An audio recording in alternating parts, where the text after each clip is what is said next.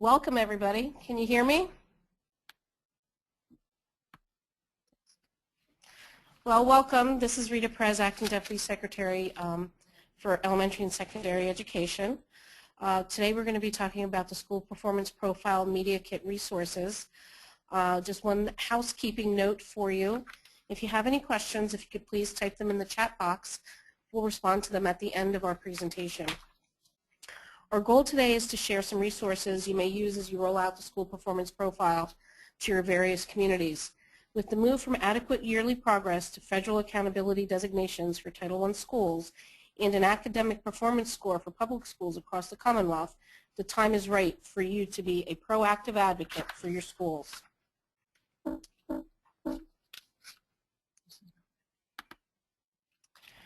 While our presentation today is designed to walk you through the media kit for use in explaining the school performance profile, or SPP, to your stakeholders, it's important to remember that the SPP is one aspect of the focus on student achievement. Accountability and support manifest themselves in the school performance profile, as we just mentioned. Both the academic performance score and for selected Title I schools, a designation as reward, focus, or priority school.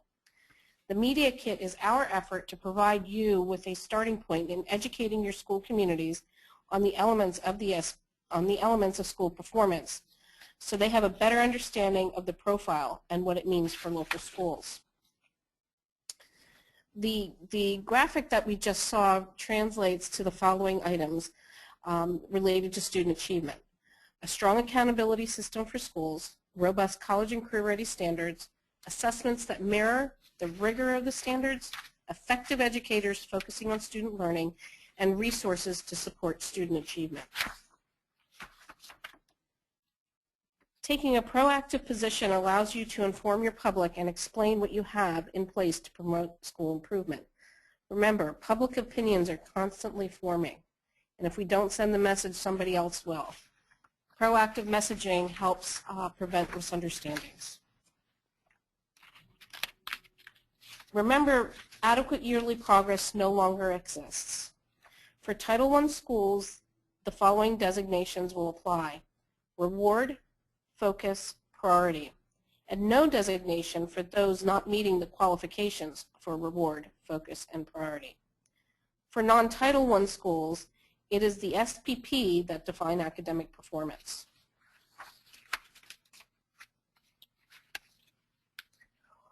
All schools will receive an academic performance score. You can see that circled in red on your screen. Whether you have a high-performing school or a school not scoring well, it is essential for the community to know both what you are doing well and how you are addressing academic needs.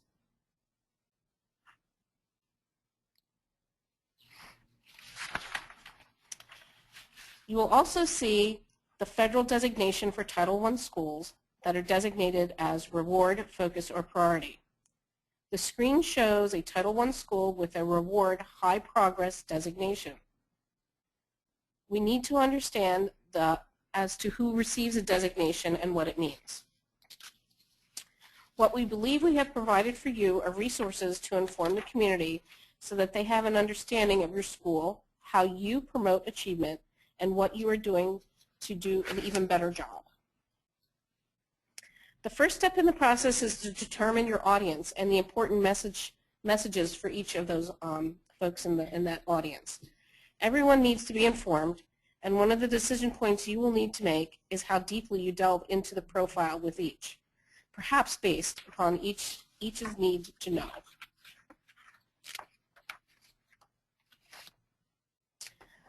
I would now like to introduce Dr. Jean Deisel, who will take you on a tour of the Media Kit. Hi, good afternoon. As Rita told you, my name is Jean Deisel, and I'm part of the School Performance Profile Core team and help put together what we're going to call this Media Kit. So what you see in front of you are a list of pretty much the resources that we've provided for you, and we'll tell you, number one, that they are just foundational pieces. And as we work with many things, you can take a look at them, you can use them, you can ignore them, you can adopt them, you can adapt them.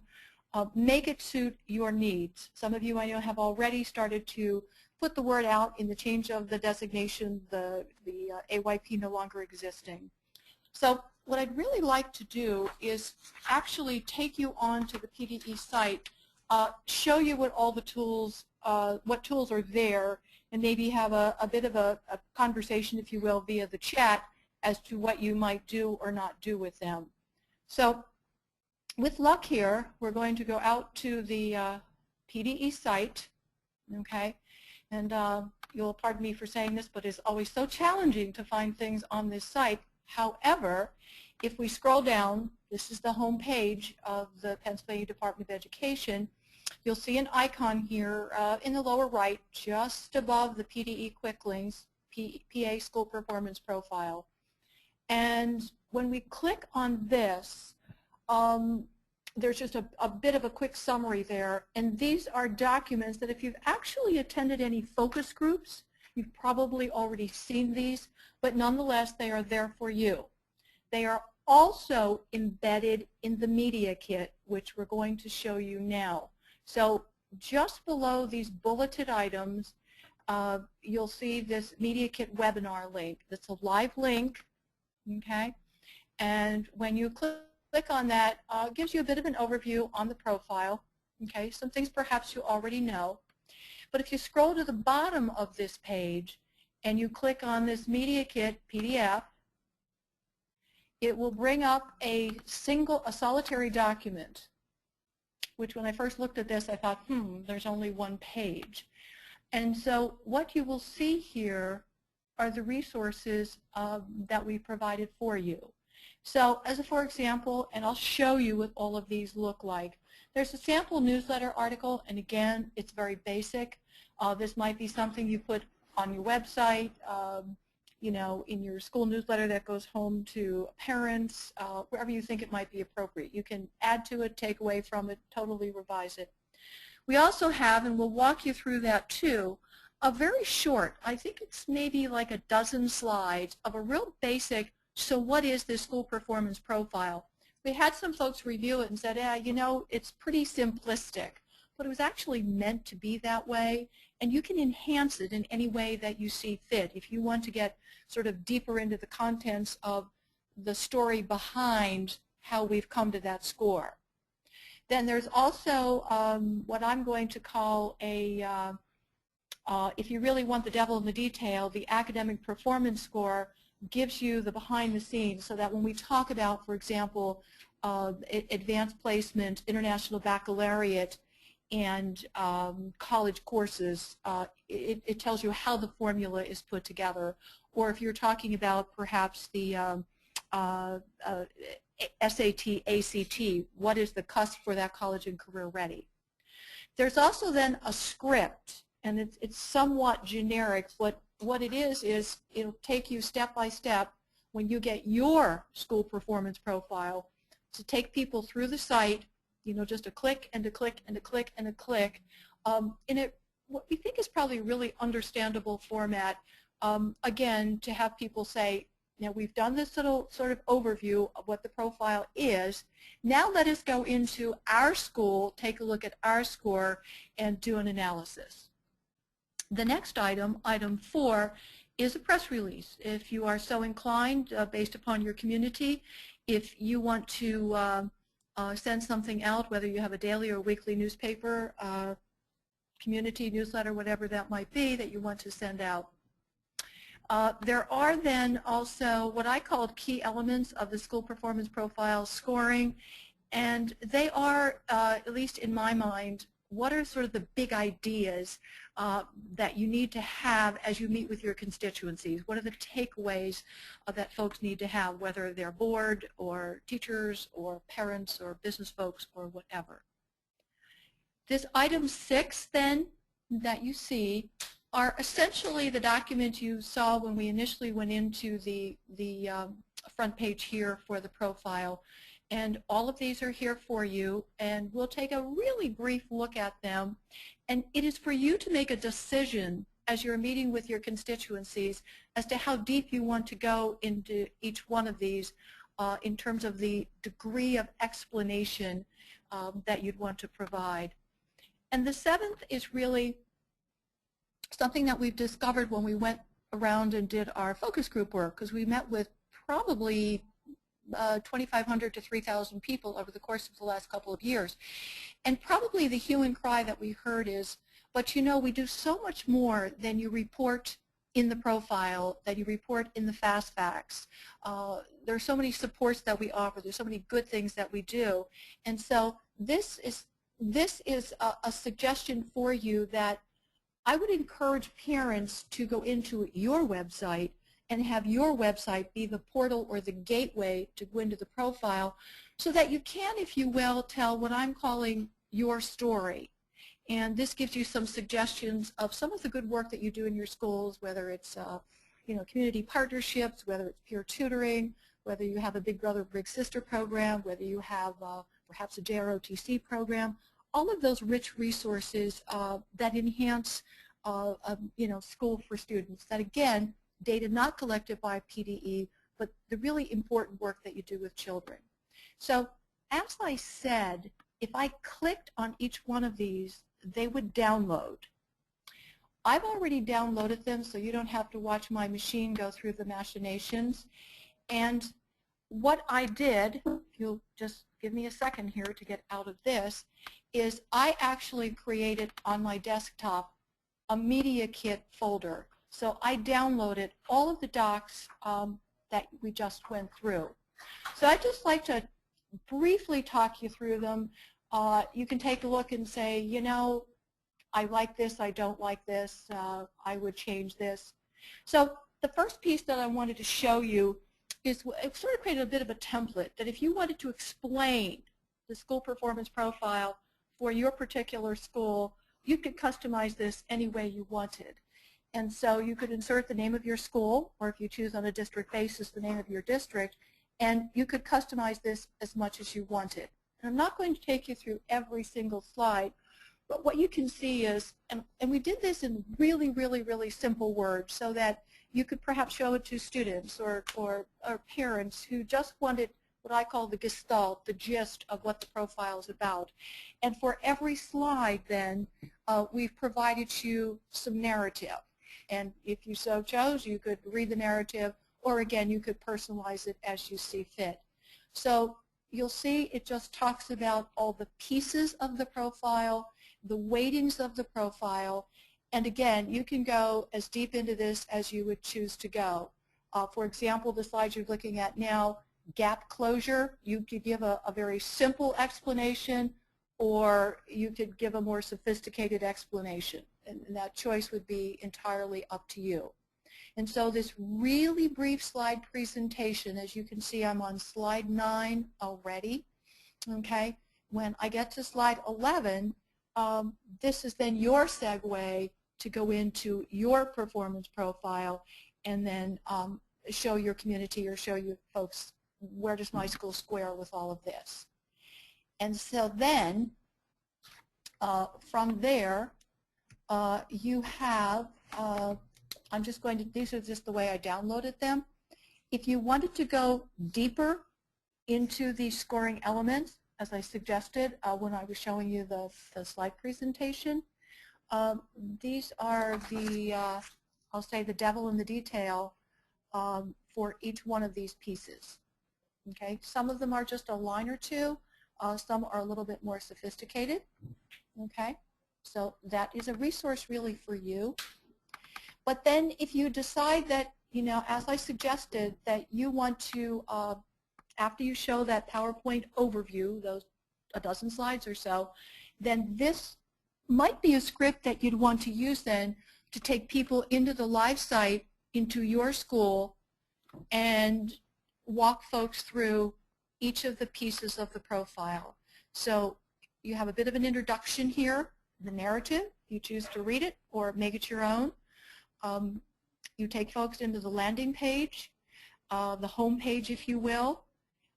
You will then find a performance profile, find a district. These are the steps of the clicks to take folks to where we think they need to go. So again, you can personalize this in any way that you so desire. And it's not meant to be long and lengthy. It's meant to hold the audience's attention and talk them through all the pieces and parts of the profile so they at least walk away with a sound understanding of what it is, what its purpose is, and how you might use it as a school district. So I think this might be helpful for most of us. There is then a bit of a press release if you send something out to your local paper. Again, you can personalize this as much as you please. You will notice that we sort of have some make-believe quotations here, and you're welcome to insert your own in terms of the message that you want to send out to the community, if you want to personalize it in some way. So if that's your inclination, you've got a quick little press release here.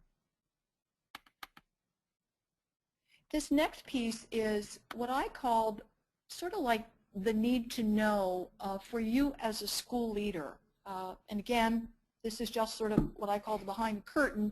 These are some of the key points that I think you want to get across to your audience, because you really have to define the focus.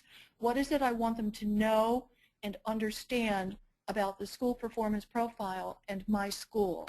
So just a few bullets. I know that many of you have been to focus groups, and you may look at this and say, you know, I sort of already know this, but just sort of something for you to keep in front of you as you think about what is the message that I want to deliver to my community, what are the key points, and we think these might be some of those key points. This next group of items, again, I'm sure most of you have probably seen it, these things. This is just a real quick executive summary of the profile. We call this a one-pager. It's a one-pager front and back. But again, this might be something that you might want to hand out to the community when you're doing your overview of the profile. This is a rather lengthy document. You have 7 pages of frequently asked questions. This also be something you could use for distribution, number 1. And number 2, this is probably the homework that you need to do to see what's here so that you can respond to questions when they come to you when you're doing presentations. So we start off with some very general questions, as you can see here, and go on for many pages. We talk about what are the elements for the calculations, just some detail on that. And some of this to some degree might be redundant of the executive summary. So you make a decision as to what you want to use. But I would suggest that you become very familiar with these questions. They certainly don't ask everything you need to know. There will be opportunity for you to submit questions, but also to give you a stronger background as you approach your school board or whomever your constituency might be. These questions are actually culled from all the focus group work that we've done. These were more or less the commonly asked questions, and we think we group them in some meaningful way for you to use. This is another, and there is a tab actually on the profile, which is this very wording. Again, this is, we think, is a nice one-pager that you might want to give out to your community. This truly is just one page, and it provides an explanation of how the scores are broken out in easy words and easy terms without going into all of the detail. The next one is a little more sophisticated. I'm not sure I'd have this for distribution to folks, depending on, again, who your constituency is. But this is where you can take a look at, so where do we fall in the percentage of the factors in each of the categories? So how do we get that quote-unquote 100%? So clearly, for example, we talk about on this one grade 3 reading. Obviously, if you are a secondary school, you don't have a grade 3 reading score, so there's a redistribution, if you will, of the points that would give us that 40%, if you will. So this is really more for your edification and understanding. The closing the achievement gap is probably one of the most complicated parts, if you will. Remember that we have our 2 groups. We have the all-student group, how they compare in terms of versus 100% proficiency, what's the gap, and how many years do they get to close the gap and what part of the gap needs to be closed. So remember, we're doing that for all students and for historically underperforming students, which is a new category for us because we're looking for students with IEPs, economically disadvantaged students, and the children we classify as English language learners. So you can kind of like read all of this. I think the better part of this, for those of you, few of you who might know me, I'm an English teacher by training, so I need visual, I need an illustration. So the second part of this closing the gap is just actually gives you an example. So if we had 40% of our children proficient in advanced, our gap is 60%. Okay, so we say we're going to close half the gap over 6 years. So this visually puts it together. And I think if we're trying to explain something like this to a lay audience, this might be a helpful piece. So this is closing the achievement gap. Now we're segueing in. If you remember when Rita showed you the Title I school, I think it was a reward high progress school. And so there are really two pieces to this profile. There is that state accountability where every school gets, most all schools I should say, there are a few schools I think that don't get a designation such as a part-time CTC, but everyone will get that academic performance score.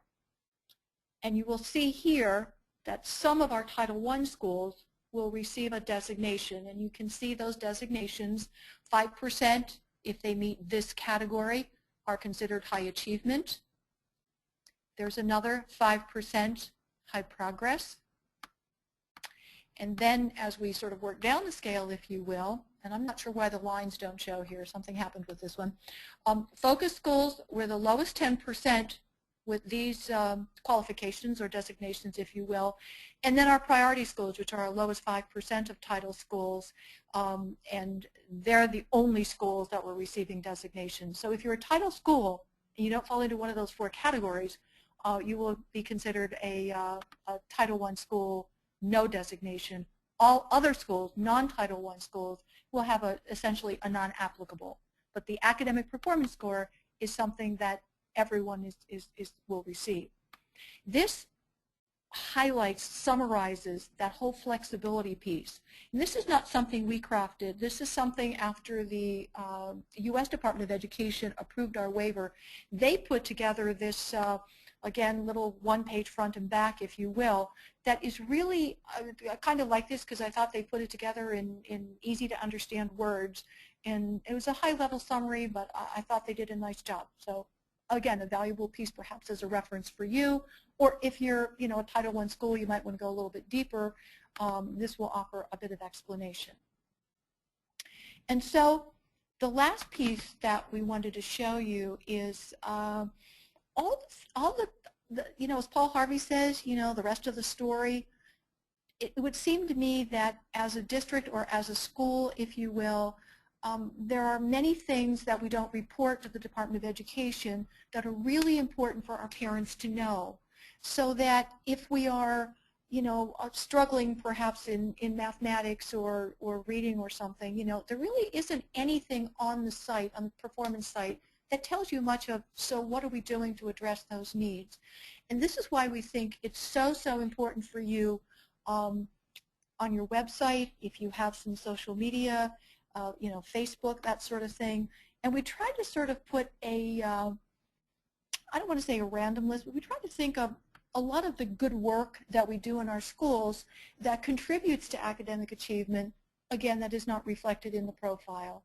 And just here are just some of the things to get you thinking. We actually had some superintendents contribute to this.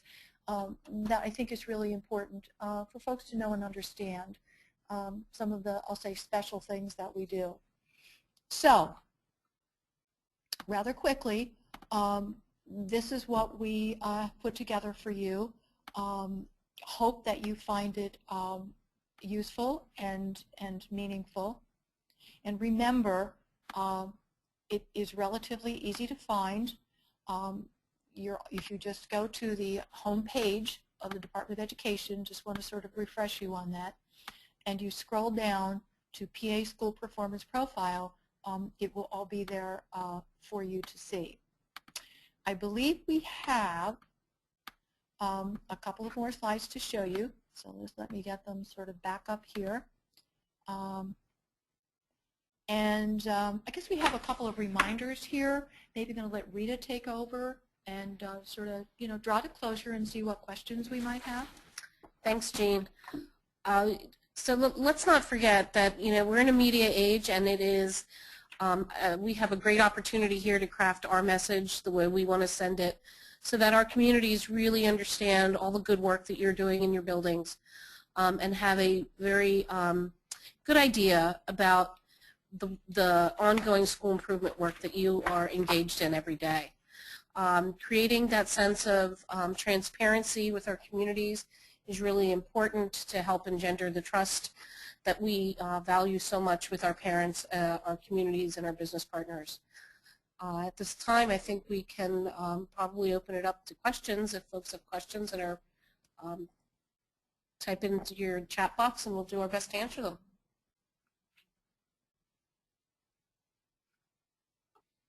Well, did we put them all to sleep? Either you're all asleep or we did a really good job. We are available, again, to answer your questions. If not today, you know how to reach us at the department. Please, feel free to do that.